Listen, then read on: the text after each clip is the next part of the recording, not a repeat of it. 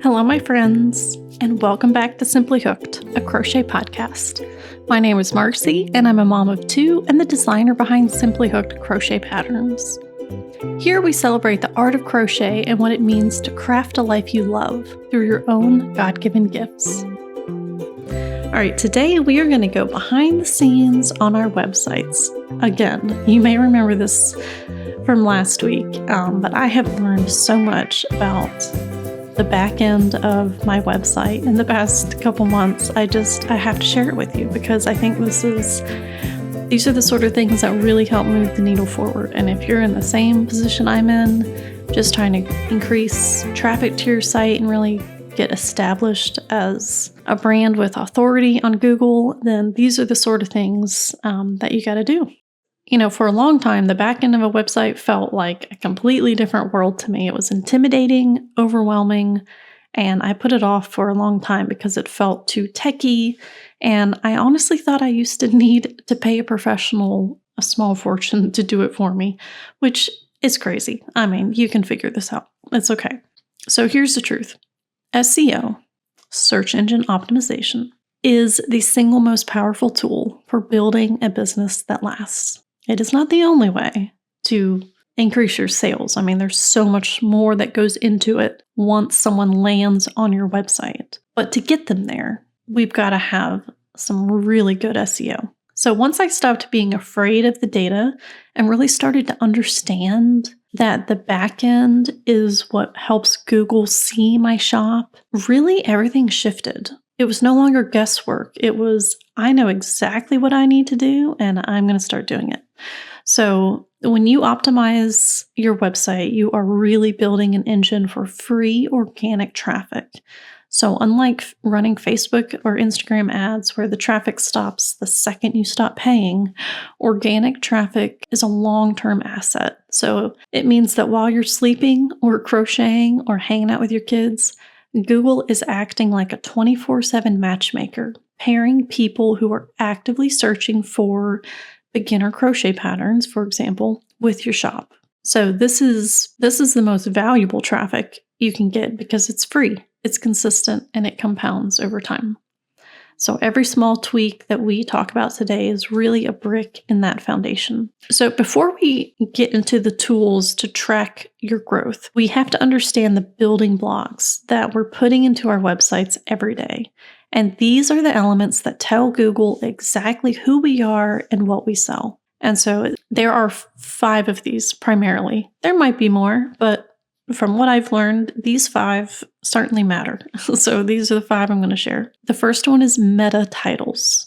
Whenever you see the word meta, this is what pops up in search engine results. So when you Google something and that list of results that comes up, the clickable titles, those clickable headlines that you see in the results, those are meta titles. And so the meta titles might be different than the title on the actual page because the meta titles are written specifically for search engines. It tells both Google and your customers exactly what the page is about that they're about to click on, which makes it one of the most important factors for ranking for specific keywords.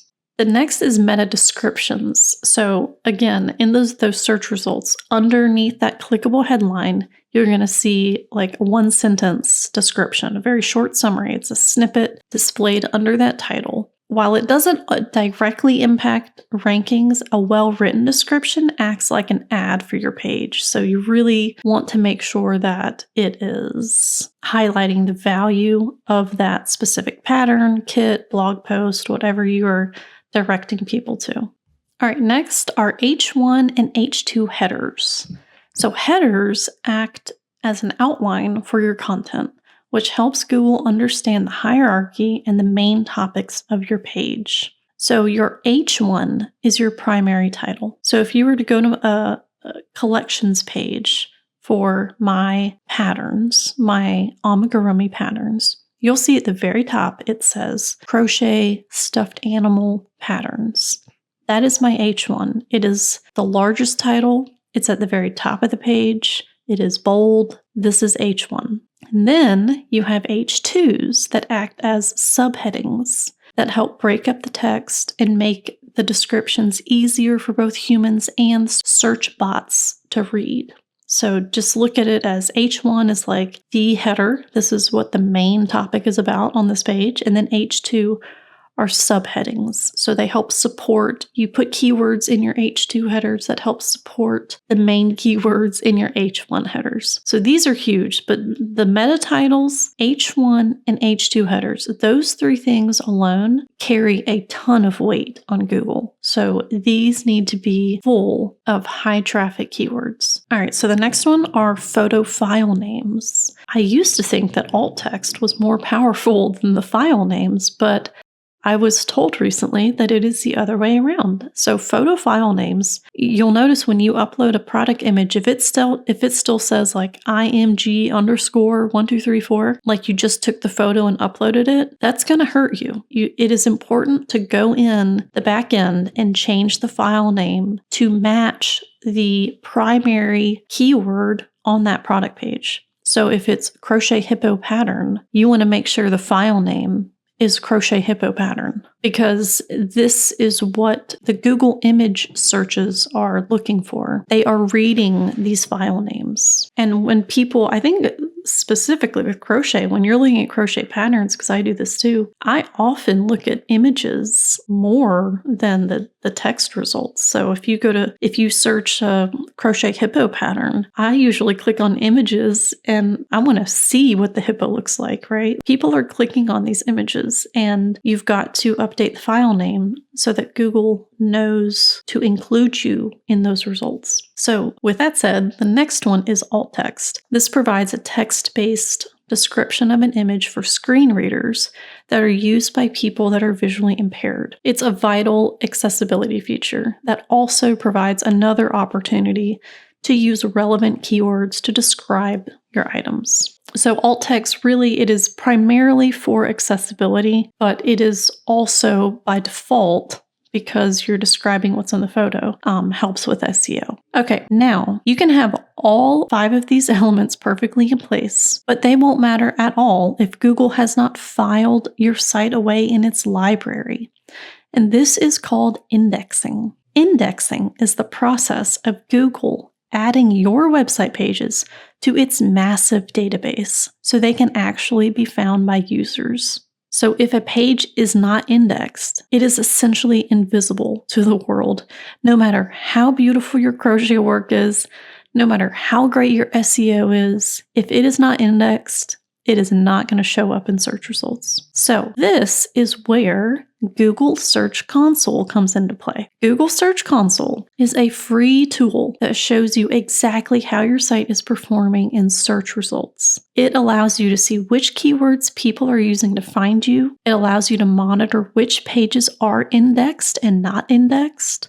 And it helps you identify any technical hiccups that might be preventing your shop from growing. So it is like having a direct line of communication with Google. It is such an incredible tool and I think underrated. I can't believe that I don't hear more about it for it being a free tool. But it has a feature where you can add a URL. Like if you wrote a new blog post and therefore you have a new URL, instead of waiting for Google to index it itself, which it may or may not do, I've had it do it automatically sometimes, but I've also had it not. More times not. So I would definitely recommend you just make this part of your process. Anytime you add a new product, so that you have a new product page, a new product URL, or a blog post, anything that you add with a new URL, go to Google Search Console, you plug the URL into its URL inspection, and it will tell you if it's indexed or not. And if it is not, it'll say URL is not on Google.